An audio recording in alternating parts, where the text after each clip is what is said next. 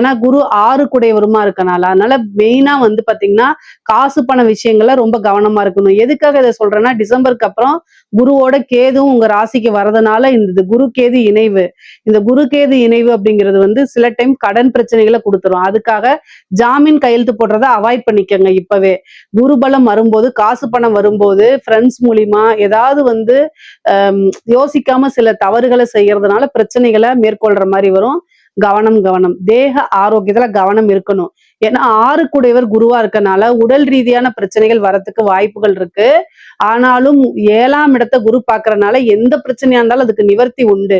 அதனால கவலையே வேண்டாம். உங்களுக்கு பரிபூரணமான குருபலம் இருக்கனால, அமைப்புகளும் இருக்கனால, தெய்வத்துடைய பரிபூரண ஆசிகளும் இருக்கனால, அனைத்துமே நன்மை. கலைத்துறை சார்ந்தவங்களுக்குலாம் ரொம்ப அருமையாக இருக்குது. நெறைய காசு பணம் சம்பாரிக்கிறது, மக்கள் கிட்ட சென்றடையறது, பிரபலியமாகறது, புது புது வாய்ப்புகள் வர்றது, இது எல்லாமே உங்களுக்கு நடக்கும்.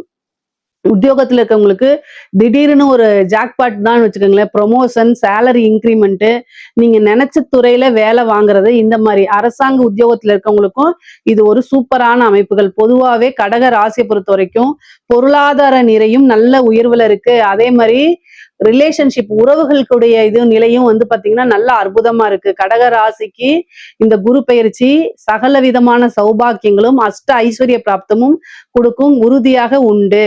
அதே மாதிரி இதுல ஏதாவது சந்தேகங்கள் இருக்கு அப்படின்னா கமெண்ட்ஸ்ல கேளுங்க. கட்டாயம் நான் ஆன்சர் பண்றேன். நம்மளுடைய சேனலை லைக் பண்ணுங்க, ஷேர் பண்ணுங்க, சப்ஸ்கிரைப் பண்ணுங்க. நன்றி, வணக்கம்.